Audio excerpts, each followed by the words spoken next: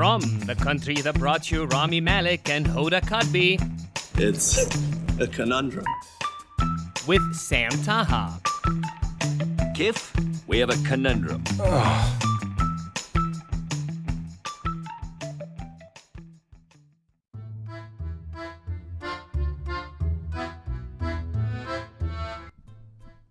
Hello and welcome to the Conundrum podcast. I am here failing at another deadline yet again. I don't know what's the point of getting better. Like every time I think I've made strides, every time I think I got better and like improved my habits, I just go back to the same fucking abyss of inaction and procrastination and being late on everything. Why is life so hard? Like I feel a lot of times overwhelmed. Every time I'm like, okay, I got all of these things right. I woke up in the morning, I exercised, I meditated, and then the day also gets lost in something that makes me feel like shit.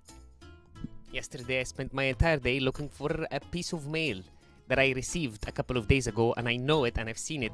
It's from the IRS telling me that, hey, we actually owe you money. Never happens, right? And I was like, okay, great. Let me try to call the IRS and see how much they owe me. Can I get this money? I'm so broke. And of course, I can't find that mail. And there's nothing more frustrating in life than looking around for something that you know is in the house. It's not like lost somewhere. No one came and stole my IRS mail. I put it somewhere. It's with my hand. I put it somewhere and I lost it. And I can't find it. And it drives me crazy, even thinking about it right now. Going through 10 years of documents and shit ton of immigration documents and IRS documents, and back when I was working at this job, here is their pamphlets and scripts and sketches and DOI court papers from 2013.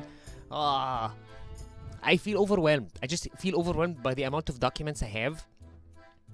And aside from just amount of all the fucking shit I have in my life, I have so much crap everywhere, and I don't have time to sit down and do the Zen thing of like, oh, let's declutter this. It's never, and it's not like, even after decluttering, it's not like things get better.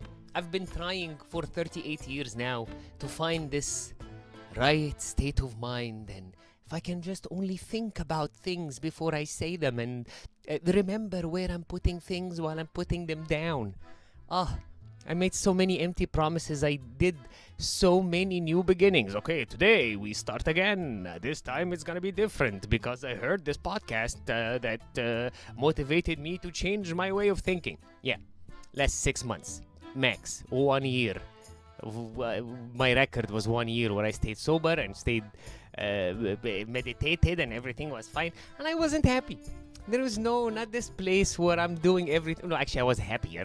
But still, like, it wasn't this magical, enlightened place where I'm just walking on water and turning food into wine. Like, there wasn't that case. Did he turned water into wine. Never mind. I even suck at Jesus. Can you see my point? I'm so incoherent. I'm the one thing that you can rely on. Like, I am very coherently incoherent. I will always be incoherent. I struggle. I was watching parts of the reasons why I'm late is because I decided to edit a 1 hour podcast that is never gonna see the light. But it was a lesson in editing, especially editing a couple of cameras and multiple audio streams or whatever. But it was like an interesting way to see yourself, because you never see yourself in long form. Like, I hear myself in stand-up 5 minutes of material that I thought about and tried a couple of times until I got it right, and like it made a perfect sentence, which is a lot of times what I'm struggling to do in my regular speech. Like, this is what really happens a lot of times, where whenever I express an idea that was from A to Z coherent, that's as if I wrote a great joke in my head. It's like it has the same effect as if I scored a goal in the fucking World Cup. It's like, this made sense. That's why a lot of times my biggest pet peeve is when people don't listen, because I am struggling so hard to align all the dishes and all the satellites in my brain so that they can broadcast one fucking signal towards you that makes sense. And then you're like, I was thinking about my laundry. I'm like, fuck this shit. What's the point? I'd rather do a podcast when no one listens to me. Isn't that better? At least here I can, I don't know, see the views. It's like one person saw it. Which actually brings me to a very... Wait. See, I was going to jump into another point because of ADHD. But let's go back to here. What are we talking about? I got it. I am so incoherent. I was recording the podcast. Yeah, seeing myself in the podcast was very interesting. I start the sentence somewhere, and then I'm like, oh, this is like this, and then jump into another tree that has nothing to do with the previous tree. And then jump into another tree, and then I see people at the end. That's why I get it. A lot of times throughout my life, when I finish talking, I get a lot of this. You know, like the empty stares of, I don't know, it just happened. I tried to listen, but he took me in so many different diversions and shortcuts and U-turns. I lost my train of thought. Which is happening also right now. So yeah, first reason I said spent a very long time editing a podcast that we are not very comfortable showing because we are saying a lot of bad things about black people and gays. No, we were just, I don't know, I expressed some controversial views. And also a bunch of other guests did not feel that they were comfortable with the things they said about white people. And this sounds like we said something horrific, but it's really not.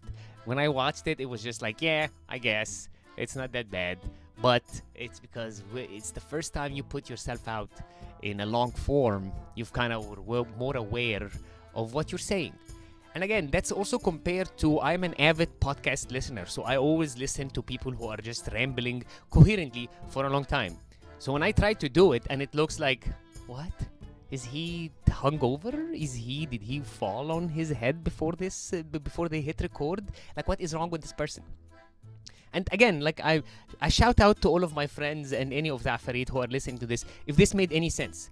If I've been rambling for 7 minutes now but like if any of this made sense, I'm very grateful for the gods of inspiration and sentence forming that we were able to make this sentence. Which again brings me to a very pivotal moment of my week where I went to the urgent care. I think I talked about this last week where I was have difficulty swallowing food for about 5 days, and by Friday my anxiety overcame my meal denial, and I decided to turn myself in to the Kaiser Permanente Hospital in Santa Clarita. It literally felt like I was turning myself in. Like I pulled a Suge Knight and parked in the parking lot right in front of the hospital and finished my joint, and then officially walked while the press was taking pictures, and then went to Kaiser Permanente, and they told me that I have to wait 2 hours and blah blah blah. Eventually, after 3 hours, I finally... Actually, yeah, about 2 hours, baby. Let's exaggerate. But after a certain time, I finally met my urgent care physician. And here is another controversial something that I'm going to express. I'm an immigrant, okay? Like, I'm. This is the second language. I guess you can tell. We're not going to dive into that subject. We've talked about this before. But this is a second language.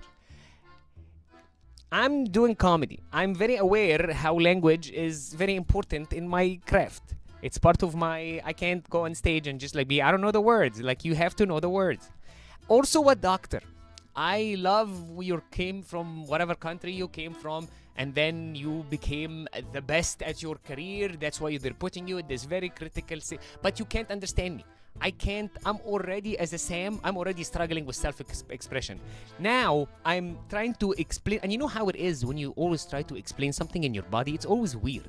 So, that's already weird on normal humans, and I have issues with self-expression. So, 1 and 2, and then now I have to find a language barrier, where I was like, doing my best material, killing the best descriptions in the shortest amount of words to her, and she was staring at my watch, looking at me blankly. And I was like, this is not me being incoherent now. This is just a language barrier. Which makes it hard because I have to explain the same thing 7 times and you get frustrated. And again, after $250 and so many CT scans and fucking tests, they were like, yeah, nothing's wrong with you. Give us $250 and leave. So I can't now help but think in my head, was this a situation that was, if I explained myself better, I would have gotten treatment, I would have known what's wrong with me, or what's the case? Again, this is part of the rants that gets cut from the podcast because of the controversial views. Like, oh my god, an immigrant came and bashed all the other immigrants. Fuck this guy. I'm also very sweaty because I decided to record this podcast on a dare. I was like, yeah, if I wait more, I'm not gonna record it this week, and it's just gonna be guilt for another 6 days until I come next week with the tales of shame and be like, I will be better. This will be the new beginning of the podcast. Fuck this shit. We're just gonna put a podcast out now. But for now, this was 11 minutes of therapy, at least for me. I will be back next week. Late, but better than never. And that's it. Bye. Be kind to yourselves. I don't know who's to be kind to yourself. Me. I have to be kind to myself. Okay. I love you, Sam. Bye.